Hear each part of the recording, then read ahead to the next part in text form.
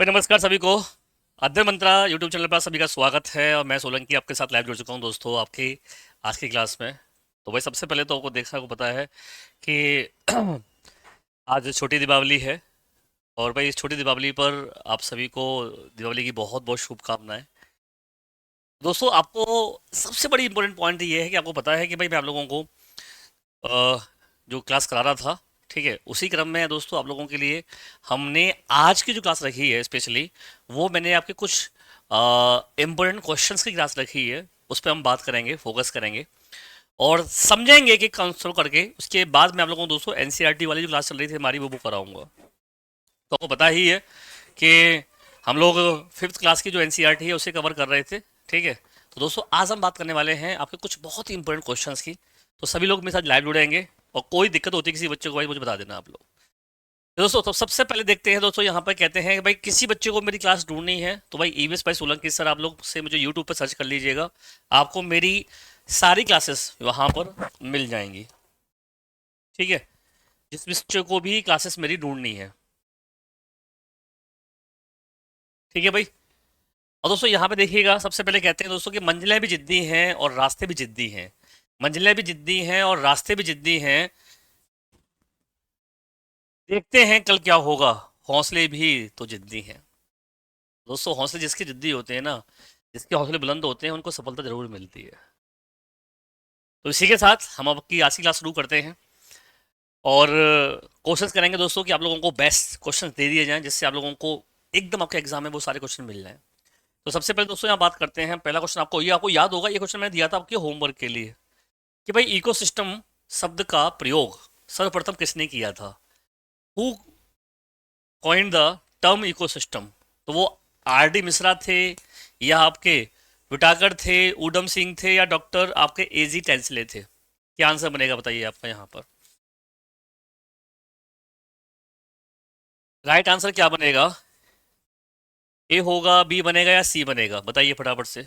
ये सारे दोस्तों क्वेश्चन पे बात करेंगे और धीरे धीरे हम लोग इसके कॉन्सेप्ट को भी समझाएंगे। तो दोस्तों यहाँ पे आपको आंसर क्या बनेगा भाई, एजी टेंसले। ऑप्शन जो फोर्थ है वो क्या बनेगा, राइट आंसर बन जाएगा, ठीक है। और दोस्तों एक वर्ड और आता है आपका इकोलॉजी।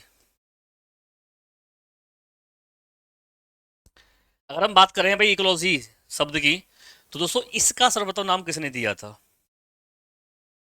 बताइए आप लोग, ठीक है। तो दोस्तों यहाँ पे हम बात करते हैं। तो ये था आपका आज का पहला क्वेश्चन दोस्तों, आंसर बन गया फोर्थ। दूसरा दोस्तों यहाँ पे देखोगे अगर आप, तो पारिस्थितिक तंत्र के प्रकारों की अगर बात करते हैं हम लोग, तो एक वन पारिस्थितिकी तंत्र के एक प्राकृतिक इकाई होती है जिसमें जानवर, पौधे और आप देखोगे सूक्ष्म जीव शामिल होते हैं और पर्यावरण के अजैव घटकों के साथ उनकी परस्पर क्रिया है, ठीक है।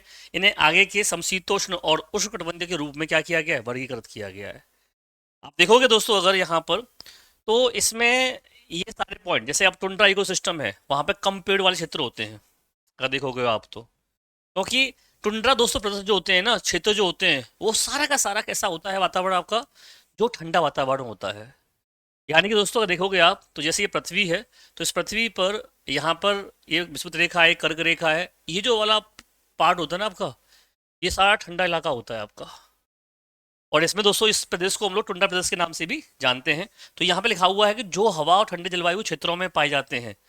तो यहाँ पर आप लोगों को कम पेड़ पौधे, कम जीव जंतु मिलेंगे, ठीक है, क्योंकि क्या है, ठंडा प्रदेश होता है। यार इसका क्या कहाँ रख दिया इस बंदे ने, यही है, ठीक है भाई। आगे दोस्तों हम बात करते हैं इसके अंदर। तो समुद्री पारिस्थितिक तंत्र की पर पृथ्वी पर सबसे बड़े जलीय पारिस्थितिक तंत्रों में से एक है। या दोस्तों अगर देखा जाए तो इक्विटिक समुद्री जो आपका इकोसिस्टम है वो सबसे बड़ा है, ये ध्यान रखिएगा, सबसे बड़ा, क्योंकि समुद्र जो है उसके अंदर भी आपको इकोसिस्टम देखने को मिलेगा, जीव जंतु या फिर पेड़ पौधे मिलेंगे आपको।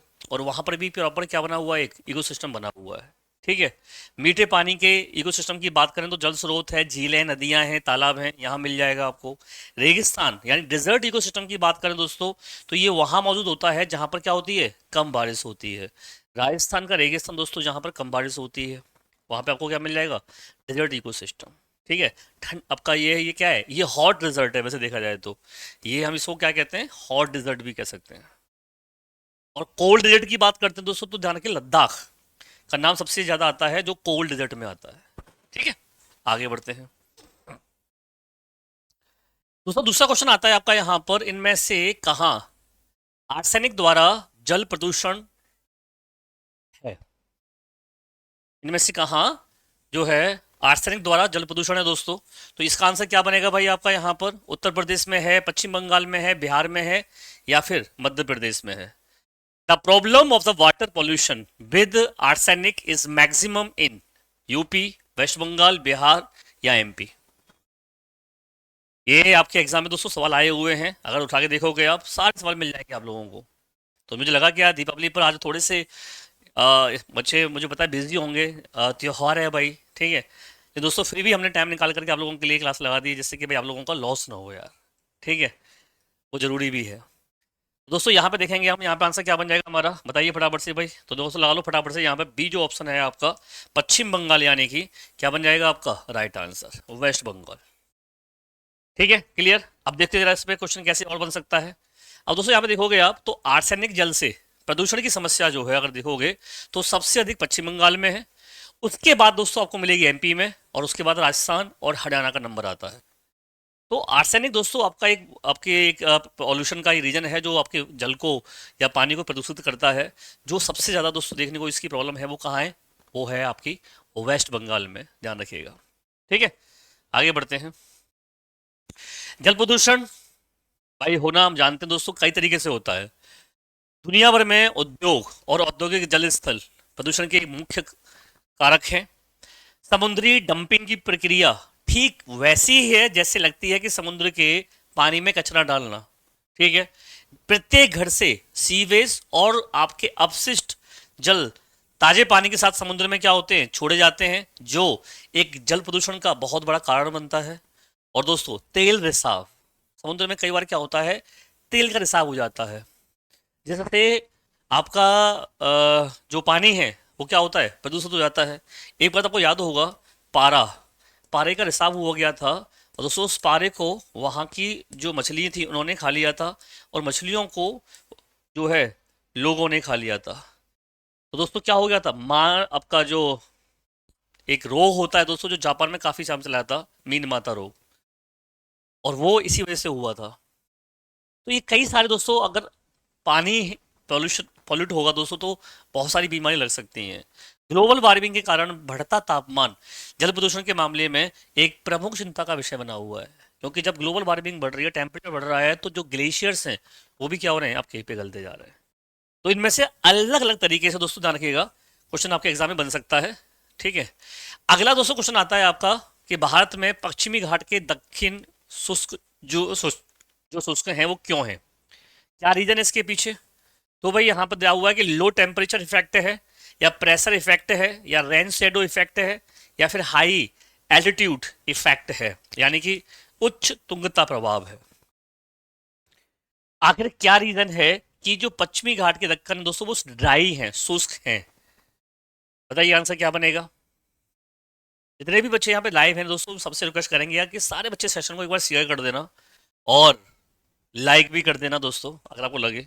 ठीक है, मैं आप लोगों को जो 5th क्लास की हमारी एनसीईआरटी है चल रही थी ना, ठीक है, वो आपको क्लास आपको नेक्स्ट क्लास में मिलेगा, ध्यान रखिएगा। आज हम दोस्तों यहाँ पे आपके क्वेश्चंस की बात कर रहे हैं, जो आपके इंपॉर्टेंट क्वेश्चंस हैं। तो भाई मेरे पास बच्चों का आंसर यहाँ पर आना शुरू हो रहा है। ठीक है, मैं कहूँगा सारे बच्चे जो है आंसर दें यहाँ पर, क्योंकि जब तक सब लोग एक्टिव नहीं होंगे ना तो मज़ा नहीं आएगा यार मुझे भी। तो सभी लोग एक्टिव होकर के यहाँ पर क्लास का एंजॉय करें। दोस्तों यहाँ पे आंसर क्या बन जाएगा बताइए फटाफट से। ए बनेगा, बी बनेगा, या सी बनेगा। क्वेश्चन नंबर आपके सामने है 7। तो दोस्तों यहाँ पे आंसर क्या बन जाएगा, लगा लो भाई, third is the right answer, shadow rain. Effect है दोस्तों वो क्या रहता है, शैडो रेन होता है। यानी कि होता क्या है, देखोगे आप यहाँ पर, ये देखिए, ये है शैडो आपकी, यहाँ पे बारिश होती है दोस्तों, यहाँ बारिश नहीं हो पाती है, तो दोस्तों ये जो एरिया होता है क्या रहता है आपका, ड्राई रह जाता है। और इस वाले पार्ट में दोस्तों क्या होता है, हैवी बारिश होती है। तो इस शैडो की वजह से क्या होता है, ये पूरा दक्कन का जो पठार होता है, ये एरिया कैसा रह जाता है आपका, ड्राई हो रह जाता है। तो भारत में पश्चिमी घाट भारत में पश्चिमी घाट की तुलना में दक्कन में तटों में क्या होता है, कम बारिश होती है। जैसे ही दोस्तों ग्रीष्म आर्द्र मानसून भारत के पश्चिमी तट पर पहुंचता है, यहाँ पर वे पश्चिमी घाट की ऊपर उठते हैं और हवा ठंडी हो जाती है। जब तक हवाएं पश्चिमी घाट तक पहुंचती हैं तब तक ये अपनी अधिकांश नमी क्या होता है, खो चुकी होती हैं। और घाटों के पूर्व में दक्कन पठार पर बहुत कम बारिश होती है। तो दोस्तों पहाड़ों के निचले हिस्से में होने वाली इस कम बारिश का कारण क्या है, सैडो, रेन सैडो इफेक्ट है। ठीक है, तो ये दोस्तों प्रश्न आपके लिए बन सकता है, ध्यान रखिएगा, रीजन भी पूछा जा सकता है। आगे बढ़ते हैं अगले क्वेश्चन की तरफ। दोस्तों नेक्स्ट क्वेश्चन क्या कहता है आपसे कि भाई वन्य जीव सुरक्षा अधिनियम पारित कब किया गया था। The wild protection act was passed in. दोस्तों कुछ ऐसे अधिनियम हैं जिनको आप पढ़ लीजिएगा एक बार, बहुत सारे अधिनियम हैं, 8-10 अधिनियम इंपोर्टेंट हैं, उनको देख लोगे एक बार तो आपको दिक्कत नहीं होगी। ये मेरी आपसे पर्सनल रिक्वेस्ट है। बताइए यहाँ पर क्या आंसर बनेगा।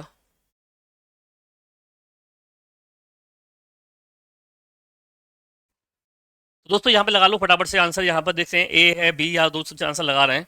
तो भाई 1972। ठीक है, ऑप्शन थर्ड जो है यहाँ पे क्या बन जाएगा आपका, राइट आंसर बन जाएगा। लगा लो फटाफट से, जो ऑप्शन थर्ड है क्या हो जाएगा, राइट आंसर बन जाएगा। आगे बढ़ते हैं। ये देखिए थोड़ा सा यहाँ पे एक्सप्लेन कर दे रहा हूँ मैं।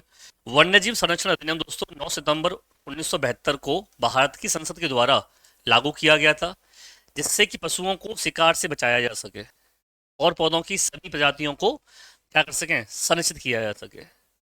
अब जिसमें देखोगे जैविक विविधता अधिनियम 2002 को आया, इंपोर्टेंट पॉइंट है, पूछा जा सकता है। दूसरा दोस्तों आपको पर्यावरण संरक्षण अधिनियम 1986 में आया, इंपोर्टेंट है, पूछा जा सकता है। वायु प्रदूषण की रोकथाम के लिए अधिनियम आया 1981। ठीक है, वन संरक्षण अधिनियम दोस्तों आपको 1980 में देखने को मिलता है, ये भी इंपोर्टेंट है, पूछा जा सकता है। जल रोकथाम और प्रदूषण नियंत्रण अधिनियम 1974।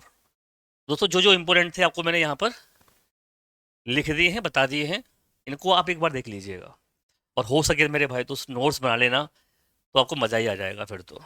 जो बच्चा भी नोट्स बना के पढ़ेगा ना दोस्तों, उसको दिक्कत नहीं होगी कभी भी, ये ध्यान रखिएगा। ठीक है, आगे बढ़ते हैं। अब तक क्वेश्चन आता है वायुमंडल की ऊपरी सीमा पर प्रति इकाई क्षेत्र में प्राप्त होने वाली सौर विकिरण क्या कहलाती हैं। तो वो सूर्य तप कहलाती हैं, ऊष्मा बजट कहलाएंगी, या सौर स्थिरांक कहलाती हैं, या फिर सौर ऊर्जा। बताइए क्या कहलाती हैं।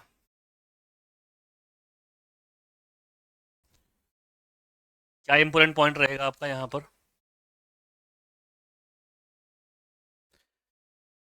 Solar radiation per unit area received at the outer limit of atmosphere is known as।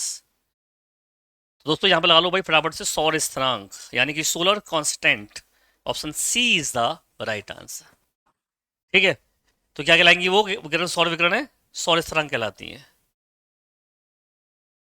यहाँ पे दोस्तों मैंने एक एक चीज कौन समझा भी दिया है कि आखिर सौर स्थिरांक है क्या।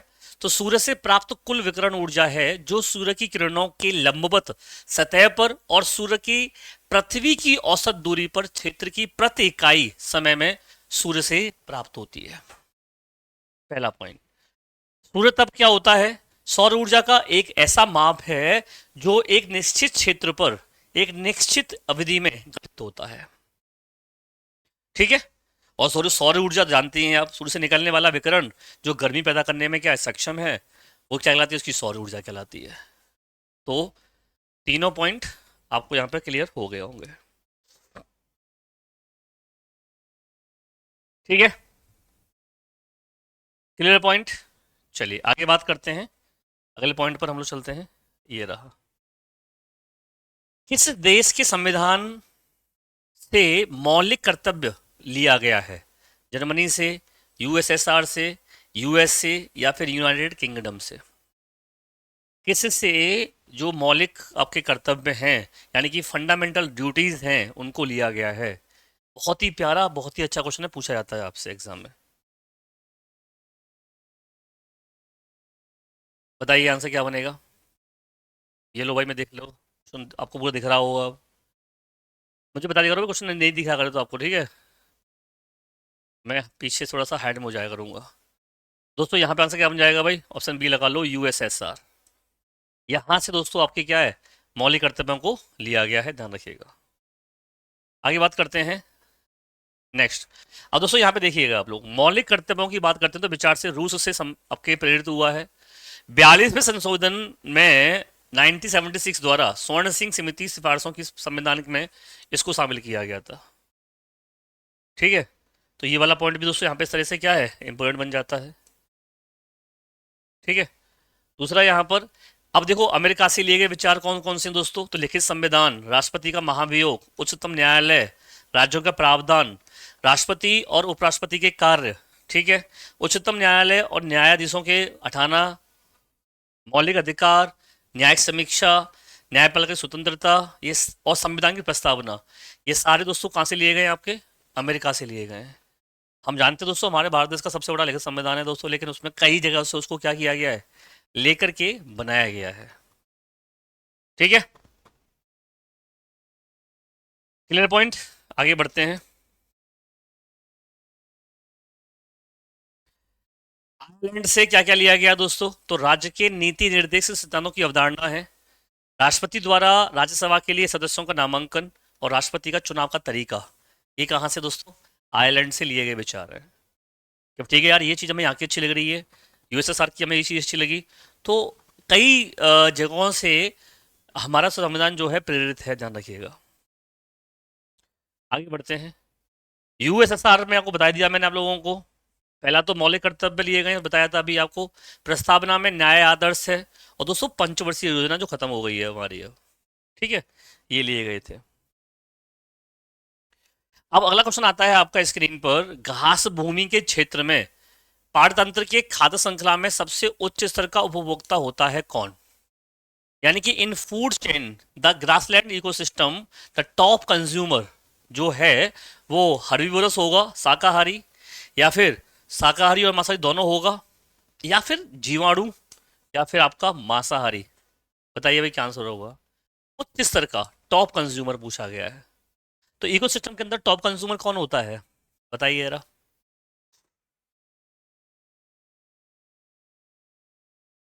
आंसर ए बनेगा, या बी बनेगा, या सी बनेगा।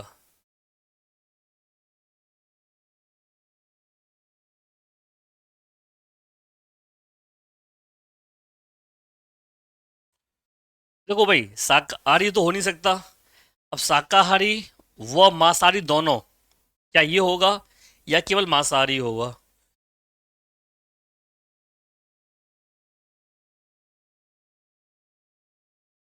अलग अलग तरीके के आंसर आ रहे हैं मेरे पास। दोस्तों ध्यान रखिएगा, इस मामले में क्या करेंगे हम लोग, सेकंड आंसर लगाएंगे। शाकाहारी और मांसाहारी दोनों दिया हुआ है, यानी कि ओमनीवोरस है, तो बस सबसे बेस्ट है आपका। लगा दो आंसर आपका ये रहा। ठीक है भाई, अब देखिए यहाँ पे जैसे ये लिखा हुआ है आपका, यहाँ देखोगे आप, ये आपके प्राइमरी प्रोड्यूसर होते हैं सर। प्लांट्स जो होते हैं वो किस में आते हैं, प्राइमरी प्रोड्यूसर में आते हैं। प्राइमरी कंज्यूमर दोस्तों आपको कौन मिलेंगे, जो शाकाहारी हैं, गाय है, भैंस है, बकरी है। ठीक है, क्यों शाकाहारी हैं, जो पेड़ पौधे खाते हैं। सेकेंडरी कंज्यूमर दोस्तों क्या होते हैं, कॉर्निवोरस, जो मांसाहारी हैं। और सर्वाहारी दोस्तों कहाँ पहुंच गए, आपके यहाँ पे आ गए टॉप कंज्यूमर में। अब इसमें आपको मैन, लॉइन, ये सब मिल जाएंगे। ठीक है, तो ये आपसे पॉइंट पूछ सकता है आपसे यहाँ पर। अच्छा, ये तो आप देखोगे उत्पादक, यानी कि प्रोड्यूसर कौन है भाई, ऐसी प्रजातियां जो प्रकृति में अपना भोजन स्वयं बनाती हैं, पेड़ पौधे। ठीक है, शाकाहारी, यहाँ तरह पक्षी कहते हैं जो हरी सब्जियां और पौधों को उपभोग करते हैं, प्राइमरी कंज्यूमर कहलाएंगे। तो भाई बकरी है, खरगोश है, गाय है, ये सारे प्राइमरी कंज्यूमर हैं। ये सब मैंने बता दिया आप लोगों को। ठीक है, इसमें कुछ ऐसा नहीं है नया। आगे बढ़ते हैं। वायुमंडल का प्रमुख स्तर जो पृथ्वी के सबसे पास है, ये पूछा गया है।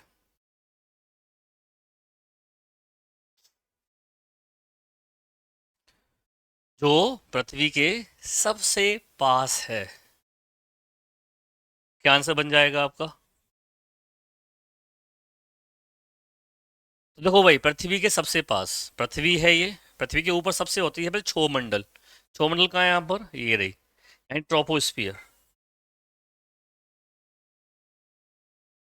ठीक है, तो यहाँ पे आंसर क्या बन जाएगा, फोर्थ बन जाएगा। इसके ऊपर कौन सी आती है आपकी, समताप मंडल, वो ये रही।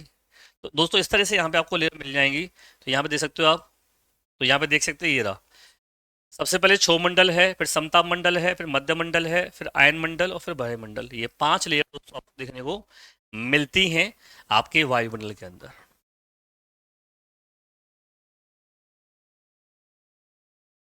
ठीक है, चलिए आगे बढ़ते हैं। अब देखो यहाँ पे इनके बता दिया गया है कि भाई अगर हम बात करते हैं क्षोभ मंडल की, तो इससे पृथ्वी की वायुमंडल की सबसे निचली परत माना जाता है। क्षोभ मंडल पृथ्वी की सतह से शुरू होकर के 7 से 20 किलोमीटर तक ऊंचाई तक जाती है। और इस सबसे बड़ी बात यह है कि ये परत भीतर सभी मौसम संबंधी घटनाएं होती हैं। जितने भी आंधी तूफान बारिश जो आती है वो इसी के अंतर्गत आती है। प्रत्येक 165 मीटर ऊंचाई के बाद 1 डिग्री का सेल्सियस का तापमान यहाँ से क्या दर से घटता है। ठीक है। और क्षोभ सीमा क्षोभ मंडल को क्या करती है, समताप को अलग करती है। तो यहाँ पे सबसे दोस्तों 2-3 पॉइंट हैं कि एक तो इस लेयर में तूफानी मौसम संबंधी जितनी घटनाएं हैं वही आपको यहाँ मिलेंगी। पृथ्वी की सबसे नज़दीक लेयर होती है, ये क्वेश्चन पूछा जाएगा आपसे। समताप मंडल की अगर बात करें दोस्तों, तो ये क्षोभ मंडल के ऊपर पाई जानी वायुमंडल की लेयर है। इसकी ऊंचाई कहाँ तक है दोस्तों, तो 50 किलोमीटर तक है, ये वाला पॉइंट है। और इस परत में दोस्तों सबसे खास बात यह है कि ओजोन परत पाई जाती है। सबसे जो इंपॉर्टेंट पॉइंट है वो ये है, इसमें क्या है, ओजोन परत आपको मिलेगी, पाई जाती है। ठीक है, क्लियर पॉइंट। आगे आगे बात करते हैं। मध्यमंडल दोस्तों आप देखोगे यहाँ पर, तो भाई ये मध्यमंडल समताप के ऊपर होती है, ये सबसे ठंडी लेयर मानी जाती है। दूसरा, 80 किलोमीटर तक दोस्तों -डिग्री सेल्सियस तक तापमान पहुंच जाता है इसका। और इसीलिए दोस्तों यहाँ पर इस परत पर आकर के जो उल्काएं पिंड होते हैं वो जल करके भस्म हो जाते हैं। पृथ्वी पर आने से पहले ही जब -डिग्री टेम्परेचर दोस्तों आपका, तो क्या होते हैं, ये पहले ही जल जाती हैं। ऊपरी सीमा को मध्य सीमा कहा जाता है, मेसोस्फीयर थर्मोस्फीयर को अलग करता है। तो ये लेयर्स हैं आपके वायुमंडल की। मैं इसको एक शॉर्ट फॉर्म में अगर दिखा दूं, आपको बता दूं मैं, तो देखो ऐसे भी देख सकते हैं इनको। यहाँ पे अगर दे रखा होगा मैं डायग्राम, ये देखो ये रहा। यहाँ देखोगे दोस्तों आप लोग, ये ट्रोपोस्फियर सबसे नीचे, फिर आपकी छोटोस्फियर, ये पहली लेयर, ये दूसरी लेयर, मीसोस्फियर तीसरी, चौथी लेयर और पांचवी लेयर। यहाँ दोस्तों देखोगे आप, तो सारी की सारी मौसमी संबंधी घटनाएं हो रही हैं। जो समताप मंडल है ये आपकी एयरक्राफ्ट के लिए, उड़ने के लिए, वायुयानों के उड़ने के लिए सबसे अच्छी मानी जाती है। ठीक है दोस्तों, जो आपका देखो थर्मोस्फीयर ये रही, यहाँ से दोस्तों आपको जो सैटेलाइट वगैरह हैं हमारे एज अ कम्युनिकेशन के लिए जो हम यूज़ करते हैं, मोबाइल है, टीवी है, वो भाई आपका यहीं से होता है, मंडल से। तरंगें क्या होती हैं, परावर्तित होकर के पृथ्वी पर आती हैं। तो इस तरह का सवाल आपको जब बनता है, पूछा जाता है एग्जाम में, तो आपको पता होना चाहिए। ठीक, इसमें कोई डाउट किसी को पूछ लो मेरे से, आप किसी बच्चों को कोई भी डाउट है पूछ सकते हो मेरे से।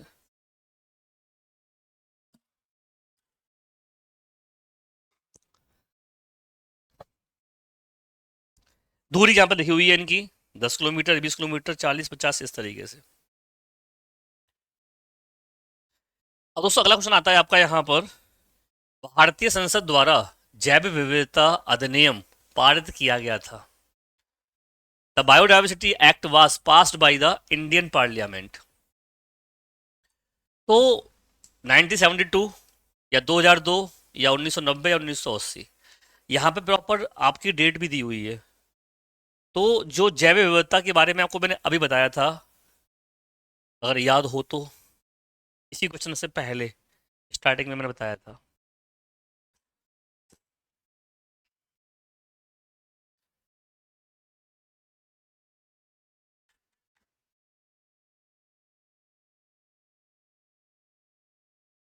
तो दोस्तों यहाँ पे आंसर लगा लीजिए, ये रहा, second is the right answer. ठीक है भाई। अच्छा, अब यहाँ पे दोस्तों कुछ यहाँ पे जैव विविधता कहाँ पर ज़्यादा देखने को मिलती है, तो एक तो भाई आपका करुनाग झील जो हिमाचल में पड़ता है। नल्लूर इमली ग्रोव कर्नाटक में, पन्नीवेली चिरा केरल में, नैरो हिल्स एमपी में, और अल्लापल्ली ये आपको महाराष्ट्र में। अच्छी खासी आपको यहाँ पे जो जैव विविधता की विरासत स्थल देखने को मिल जाएंगे। ठीक है, ये प्रश्न बन सकता है आपके लिए। अगला प्रश्न आता है, इनमें से कौन सी कृषि करने की प्रक्रिया पर्यावरण संरक्षण में सहायक है? Which one of the following agriculture practice is eco friendly? वो आपकी शिफ्टिंग कल्टीवेशन है, ऑर्गेनिक फार्मिंग है, cultivation of high yielding varieties, या growing plant in glass house? बताइए क्या आंसर बन जाएगा।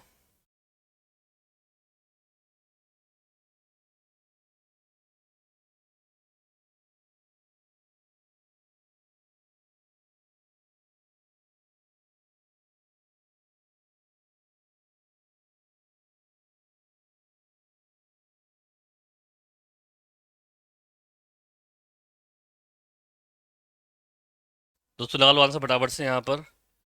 ये रहा आपका ऑप्शन बी, जैविक खेती। जैविक खेती दोस्तों देखोगे आप तो ऑर्गेनिक फार्मिंग एक ऐसी उत्पादन प्रणाली होती है जो मिट्टी, पारसी तंत्र और लोगों के स्वास्थ्य के लिए क्या है, फायदेमंद होती है। कोई इसके अंदर केमिकल, आपके रासायनिक उर्वरक यूज नहीं होते। देसी खाद से सब्जियां, फसल तैयार होती है। आजकल दोस्तों इसकी बहुत डिमांड है भाई। ठीक।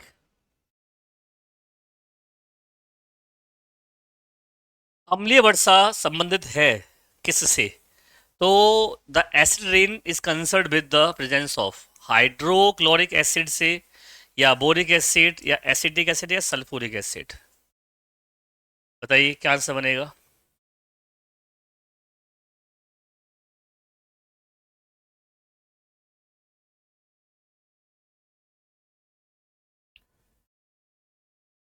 तो राइट आंसर क्या बन जाएगा आपका यहाँ पर? तो लगा लो आंसर पहला आपका ये रहा, फोर्थ सल्फ्यूरिक एसिड से, H2SO4। ठीक है भाई, fourth is the right answer. ये देख रहे हो आप लोग यहाँ पर। अम्लीय वर्षा की अगर बात करते हैं दोस्तों, तो ये एसिड रेन जब आपके नाइट्रोजन ऑक्साइड और सल्फ्यूरिक ऑक्साइड पानी से अभिक्रिया करते हैं दोस्तों, तो आपका HNO3 और H2SO4 का निर्माण होता है, और ये फिर पानी के रूप में आपकी बारिश में बरसते हैं। और ऐसी रेन दोस्तों क्या कहलाती है आपकी? एसिड रेन कहलाती है।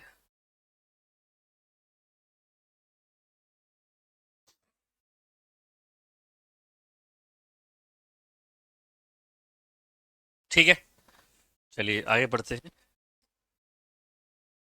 दोस्तों नेक्स्ट क्वेश्चन आता है कि WWWF से क्या आशय है? तो वर्ल्ड वाइड फंड होगा, या वर्ल्ड वॉच फंड होगा, या वर्ल्ड वाइल्ड लाइफ फंड है, या वर्ल्ड वॉर फंड होगा?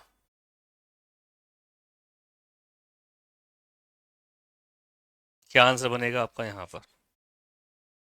क्या आशय है आपका WWF से?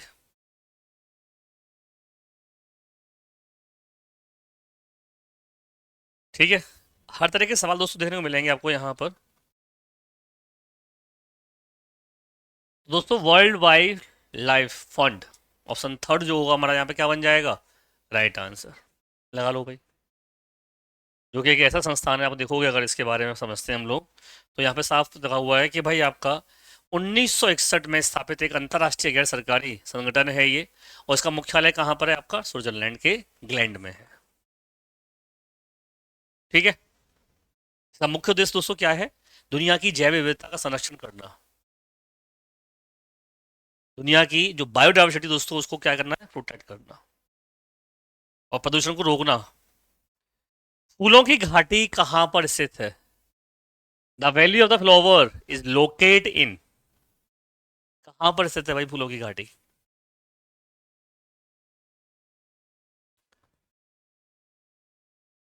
दोस्तों राइट आंसर बन जाएगा क्या? जम्मू कश्मीर होगा? नहीं होगा साहब। उत्तराखंड होगा? बिल्कुल। सिक्किम में भी नहीं होगा, ये भी नहीं है।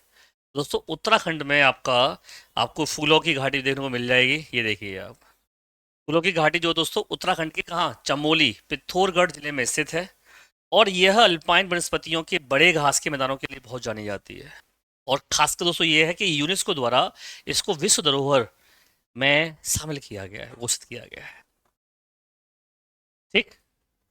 नेक्स्ट, भारत में इनमें से कौन सी एजेंसी मुख्य रूप से प्रदूषण के मापन से संबंधित है? प्रदूषण के मापन से संबंधित है, ये पूछा गया है। तो भाई ग्रीन ट्रिब्यूनल, या सर्वे ऑफ इंडिया, या केंद्रीय जल आयोग, या केंद्रीय प्रदूषण नियंत्रण बोर्ड। दोस्तों जो ऑप्शन फोर्थ होगा क्या बन जाएगा हमारा? राइट आंसर बन जाएगा। तो केंद्रीय प्रदूषण नियंत्रण बोर्ड जो है, सीपीसीबी, ये आपका मेन होगा। अब कुछ ऐसे, जैसे राष्ट्रीय जैव विविधता प्राधिकरण दोस्तों कब स्थापित हुआ? 2003 में। मुख्यालय कहाँ है इसका? चेन्नई में है। राष्ट्रीय बाघ संरक्षण प्राधिकरण 2005 में हुआ। मुख्यालय कहाँ है इसका? दिल्ली में। कुछ ऐसे भी फैक्ट आपसे पूछे जा सकते हैं। ये दोस्तों कुछ फैक्ट होते हैं इस तरीके के, जो आजकल जो सीटेट का पेपर हुआ उसमें पूछे गए। सारे सवाल आपके, कोई भी सवाल दोस्तों ऐसा नहीं है जो सीटेट से बाहर में करा रहा हूँ। एक एक सवाल आपका इससे इंपॉर्टेंट है। ठीक है, ये देख लिए, भारत का पशु कल्याण बोर्ड 1962 में, और चेन्नई में इसका मुख्यालय है। ऐसे ही भारतीय वन सर्वेक्षण दोस्तों देहरादून में इसका मुख्यालय है, 1981 में स्थापित हुआ। ठीक। चलिए दोस्तों, अगला क्वेश्चन बनता है आपका यहाँ पर, कोटोपैक्सी एक जागृत ज्वालामुखी है जो कहाँ पर स्थित है? Cotopaxi is active volcano situated आपका, तो भाई सिल्की सिसिली में है, या रॉकीज में है, एडीज में है, या हवाई में है? बताइए, बहुत ही प्यारा सवाल। अब तक हो गए, तो ये सब क्वेश्चन किससे पता है आपको? एसएसटी से पूछा गया क्वेश्चन है आपका। एसएसटी में आपके बहुत सारे क्वेश्चन बनते हैं जियोग्राफी में। ठीक।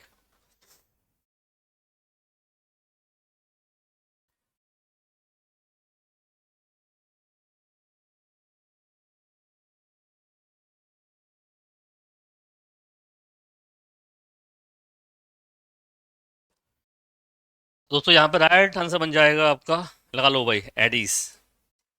Option third is the right answer. ठीक है, ये देखिए आप, ज्वालामुखी की अगर बात करें, ज्वालामुखी होता क्या है भैया आपका?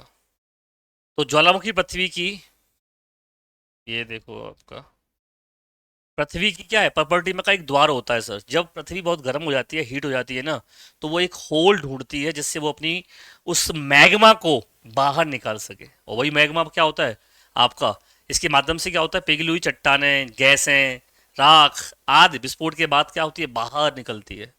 और जो मैग्मा बाहर निकलता है दोस्तों, वो लावा के रूप में हमारी आगें चट्टानों का निर्माण करता है। ठीक है, ये पॉइंट बन जाता है, पूछा जाता है। तो ज्वालामुखी, सक्रिय ज्वालामुखी है दोस्तों, निष्क्रिय है, और विलुप्त, ये तीन प्रकार की आपकी ज्वालामुखीज होती हैं। एक्टिव है, पैसिव और बिल्कुल विलुप्त।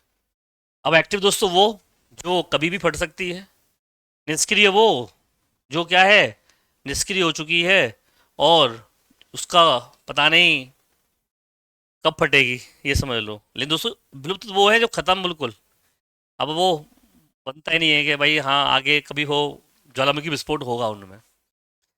ठीक है, तो हालांकि इसका पूरा टॉपिक है, मैं आपको कॉपी कराऊंगा कभी, जैसे अगर हमें थ्योरी का टॉपिक का टाइम मिलेगा इसका टॉपिक का। ठीक है, तो ये क्वेश्चन था आपका। फोटोपैक्सी दोस्तों आपका ये रहा, कहाँ पर है? ज्वालामुखी एडिस पर्वत में है, और यह अगस्त 2015 से लेकर जनवरी 2016 तक आपका जो है विस्फोट हुआ था। ठीक। विश्व की सबसे बड़ी पर्वत श्रृंखला है ये, जो दक्षिण अमेरिका की तक फैली हुई है, तथा कोलंबिया, इक्वाडोर, पेरू, ठीक है, बोलीविया, अर्जेंटीना और चिली से होकर गुजरती है। तो ये लाइन भी आपके दोस्तों इंपॉर्टेंट है, पूछी जा सकती है आपसे।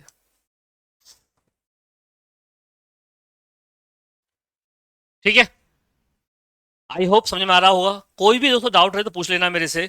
और भाई अगर आप लोगों को मेरी क्लास के बारे में पता करना है तो दोस्तों यूट्यूब पर आप ईवीएस बाई सोलंकी सर अगर डालते हैं तो आपको मेरी सारी क्लास मिल जाएंगे। ये सबसे बड़ी बात है।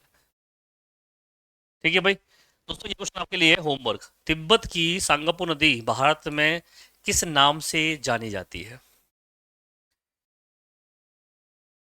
ये आपके लिए होमवर्क है। ठीक है, इसका मुझे आप आंसर दीजिएगा, क्या आंसर रहेगा इसका। ठीक है दोस्तों, तो कैसा रहा क्लास मुझे बताइएगा जरूर। और दोस्तों अध्ययन मंत्राम पर ही आपको हमारी अब सारी क्लासेस मिलती हैं, तो यहाँ पर आप जुड़ने के लिए हमें यूट्यूब पर सर्च कर सकते हैं, अध्ययन मंत्रा चैनल को आप सब्सक्राइब कर सकते हैं। ठीक है, तो भाई सभी को दिवाली की बहुत बहुत शुभकामनाएं। Bye bye, take care, thank you, जय हिंद, जय भारत।